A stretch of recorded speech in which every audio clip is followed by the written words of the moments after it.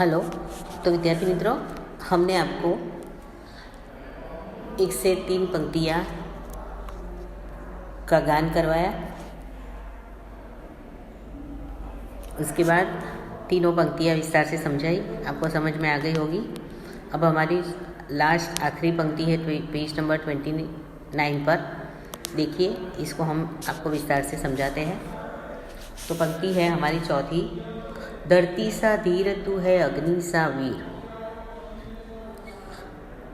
तू जो चाहे तो काल को भी थाम ले, पापों का प्रलय रुके पशुता का शीश झुके, तू जो अगर हिम्मत से काम ले, गुरु सा मति मान, पवन सा तू गतिमान, तेरी नभ से भी ऊंची उड़ान है। क्या कहते हैं कवि? धरती सा धीर, धीर यानी धीरज वाला। हे मनुष्य, तू कैसा है? धरती जैसा धीरज रखने वाला। तू है अग्नि सा वीर, तू कैसा है?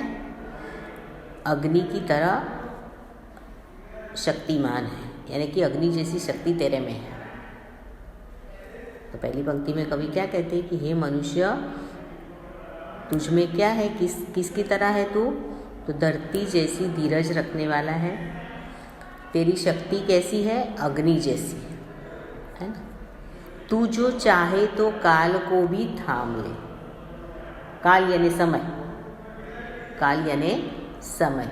तू जो चाहे तो काल को भी थाम ले, यानी पकड़ लेता है, रोक लेना है ना। तू चाहे तो काल को यानी आने वाले समय को भी रोक सकता है, इतनी शक्ति तेरे में है।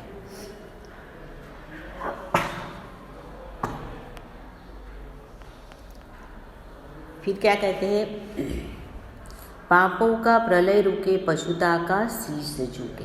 प्रलय यानी विनाश लीला जिसे कहते हैं। विस्तृत भूभाग में जो होने वाला भयंकर जो बर्बादी है उसे क्या कहते हैं? प्रलय कहते हैं। प्रलय कभी भी बहुत बाढ़ आती है, बहुत बारिश होने के बाद भी प्रलय हो जाती है। धरती कब होने से भी प्रलय होती है ना। तो प्रलय क्या है कि जो भूभाग यानी भू यानी धरती के अंदर वाला जो भाग है उसमें भयंकर बर्बादी होती है, जिसे विनाश लीला कहते हैं। तो कवि मनुष्य से क्या कहता है? यदि तू हिम्मत से काम ले तो तू, देखो क्या कहते हैं, पापों का प्रलय रुके पशुता का शीश झुके। तो कवि क्या कहने का तात्पर्य ये है कि आज हमारे इस समाज में इतने सारे पाप फैले हुए हैं। कैसे पाप फैले हुए हैं कि लोग कितनी गंदी नज़रों से एक दूसरे को देखते हैं, कितने बुरे काम करते हैं। तो कवि ये कहता है कि वो इंसान जो हैवानियत अपनी दिखाता है ना, न छोटे बच्चों को छोड़ता है, न छोटी बच्चियों को छोड़ता है। तो ऐसे जो हैवान लोग हैं, ऐसे हैवान लोगों को तू रोक सकता है, इतनी हिम्मत तेरे में है। तो मनुष्य को क्या कहा है कवि ने कि यदि तू हिम्मत से काम ले तो हमारे इस देश में जो पापों की जो विनाश लीला है, मतलब इतने सारे पाप हो रहे हैं, तो इस पापों को भी तू क्या कर सकता है? रोक सकता है। पापों को भी तू रोक सकता है, इतनी तेरे में ताकत है। और क्या कहता है? पशुता का शीश झुके। पशुता किसे कहा है? पशुता यानी जानवरपन। इंसान में इंसानियत नहीं है, वो जानवर बन जाता है। पशुता का शीश यानी मस्तक है ना। तो ऐसे जिसमें बुद्धि नहीं है, और यदि बुद्धि है तो भी वो जानवर की तरह लोगों पर अत्याचार करता है, बुरे काम करता है। तो कवि का कहने का तात्पर्य ये है कि यदि एक मनुष्य में इतनी हिम्मत हो, वो दूसरे को जागृत करेगा कि भाई हमारे इस देश में जो पाप फैल रहे हैं, पापों की जो विनाश लीला है उसे हमें रोकना चाहिए। और जो आदमी हैवान बन जाता है तो हैवान बने हुए आदमी को भी हमें ऐसी सजाए मौत देनी चाहिए कि दूसरी बार ऐसे पाप करने से वो सोच सके, समझ सके कि भाई मैंने ये काम किया है, बहुत गलत काम किया। तू जो अगर हिम्मत से काम ले, यदि तू हिम्मत से काम लेगा तो ये सब तू कर सकेगा, तू बहुत बड़ा महान है।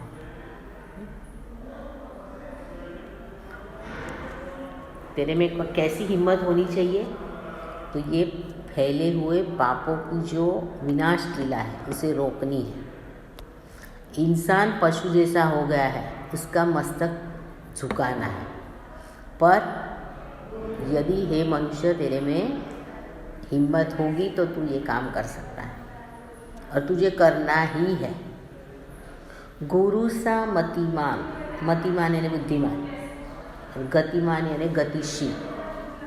क्या कहते हैं? तुझमें ऐसे महान देवगुरु जैसी बुद्धि है, तो बुद्धिमान है। तेरे में पवन की तरह गति है। हवा जो आती है वो हवा ऐसे आती है कि बहुत कुछ उड़ा कर ले जाती है। तो तेरी नभ से भी ऊंची उड़ान है, तू आकाश से भी ऊंचे पहुंचने की शक्ति रखता है। कभी क्या कहते हैं? तू आकाश से भी ऊंचे उड़ने की शक्ति रखता है। तो समझ में आया आपको? ये पंक्ति थोड़ी कठिन है। कवि ने मनुष्य को क्या कहा है?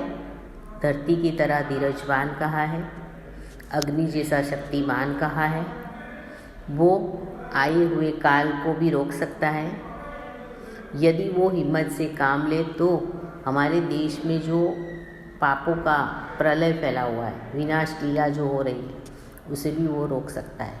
और जो हैवानियत जैसे इंसान है, आदमी है, ऐसे हैवानियत इंसानों को भी वो ऐसी बुरी गंदी आदतों से उसे छुड़ा सकता है कि कभी भी कभी किसी पर बुरी नज़र ना डाले, कभी ऐसा खराब काम ना करे। तो उसकी जो हैवानियत है, उस हैवानियत को भी रोक सकता है। मनुष्य में इतनी ताकत है। यदि वो हिम्मत से काम ले तो ये सारे काम वो कर सकता है, क्योंकि उसमें क्या है? गुरु जैसी बुद्धि है और पवन जैसी गति है। वो आकाश से भी ऊंची उड़ान उड़ सकता है। इसलिए कवि ने मनुष्य को महान कहा है, धरती की शान कहा है। ओके, तो बच्चों आपको ये कविता आपकी कॉपी में लिखनी है और उसके बाद ये शब्दार्थ जो है वो शब्दार्थ भी आपको आपकी कॉपी में लिखने हैं। तो हमारे शब्दार्थ है, देखिए, शान यानी वैभव या गौरव, मुख प्रवाह या वहन, गुजराती में वहन कहवाय, धरती यानी पृथ्वी या धरा, अंबर यानी आकाश या नभ, ज्वाल यानी अग्नि या भूचाल यानी भूकंप, भा यानी ललाट या कपाल, भ्रूकुट यानी भौं, काल यानी समय, मतिमान यानी बुद्धिमान। फिर से एक बार देखिए, शान का अर्थ है वैभव या गौरव, मुख जो है वो प्रवाह या वहन, धरती का अर्थ है पृथ्वी या धरा, अंबर का अर्थ है आकाश या नभ, ज्वाल यानी अग्नि, भूचाल यानी भूकंप, फिर भाल यानी ललाट या कपाल, भ्रूकुट यानी भौं, काल यानी समय, मतिमान यानी बुद्धिमान। ओके, फिर उसके बाद हम आते हैं हमारे अभ्यास के प्रश्नों की चर्चा करते हैं, जिसमें आपको पहला प्रश्न दिया है अभ्यास का कि काव्य को डीवीडी, मोबाइल जैसे साधनों के माध्यम से सुनाकर उसका व्यक्तिगत और सामूहिक गान करवाना। जो आपको मैंने वीडियो भेजा था ना, तो आपने वो गान किया होगा और ध्यान से सुना भी होगा। ओके, चलो, तो हम पहला प्रश्न तो हो गया, आपने है ना सुन लिया है ना गीत सबने, फिर भी नहीं समझ में आया तो एक बार फिर से इसे याद कर लेना। है ना। कविता को याद भी करना है और आपकी कॉपी में लिखना भी है। ओके, चलो प्रश्न नंबर 2, निम्नलिखित प्रश्नों के उत्तर दीजिए। आप क्या क्या कर सकते हैं? चलो क्या क्या कर सकते हैं बताओ, कौन बताएगा? तो मैं नदी में तैर सकता हूँ, मैं कुएं से पानी निकाल सकता हूँ, मैं साइकिल चला सकता हूँ, मैं पतंग उड़ा सकता हूँ, मैं क्रिकेट में अच्छी बल्लेबाजी और गेंदबाजी कर सकता हूँ। बस इतना ही लिखना है। क्या क्या कर सकते हो? नदी में तैर सकता हूँ, कुएं में से पानी निकाल सकता हूँ, साइकिल चला सकता हूँ, पतंग उड़ा सकता हूँ, क्रिकेट में अच्छी बल्लेबाजी और गेंदबाजी कर सकता हूँ। ऐसे बहुत सारे काम में कर सकता। फिर प्रश्न नंबर 2, विविध क्षेत्रों में मनुष्य ने क्या क्या प्रगति की है? तो विविध क्षेत्रों में मनुष्य ने क्या क्या प्रगति की है? तो रासायनिक खाद्य और ट्रैक्टर बनाकर मनुष्य ने कृषि क्षेत्र में अनाज का उत्पादन किया। विद्युत शक्ति से चलने वाली मशीनों द्वारा उसने औद्योगिक क्षेत्र में कपड़ा, प्लास्टिक, रबर आदि की तरह के उत्पादन किए। फिर भवन निर्माण किए, उसमें भी उसको बहुत सारी अनोखी सफलता प्राप्त हुई। उसके बाद मोटर, बस, रेलगाड़ी, फिर 2 पहिए से चलने वाले विमान आदि जैसे का निर्माण किया। इससे यात्रा को सुगम बनाया जाए। उसके बाद टेलीफोन, मोबाइल, ईमेल आदि के द्वारा हर क्षेत्र में अपनी उपयोगिता साबित कर सके, है ना। द्वारा संचार व्यवस्था की क्रांतिकारी बदलाव लाया। फिर कंप्यूटर के आविष्कार ने हर एक क्षेत्र में अपनी उपयोगिता साबित की। फिर चिकित्सा क्षेत्र में तरह तरह की दवाइयाँ और इलाज के नए साधन खोजे। तब इस तरह मनुष्य ने प्रगति की है, बराबर। उसके बाद प्रश्न नंबर 3, अन्य जीवों से मनुष्य महान कैसे है? तो अन्य जीवों से मनुष्य महान कैसे है? तो मनुष्य के पास अन्य जीवों की अपेक्षा सोचने समझने की विशेष बुद्धि है। बुद्धि के द्वारा उसने अनोखे आविष्कार किए। मनुष्य को वाणी का वरदान मिला है। उसके पास भाषा की शक्ति है। बल पर उसने सभ्यता और संस्कृति का विकास किया, बराबर। इस प्रकार के कार्य मनुष्य ने किए। फिर काव्य में उल्लेखित प्रकृति के तत्व बताइए और उनके समानार्थी शब्द बताइए। तो ये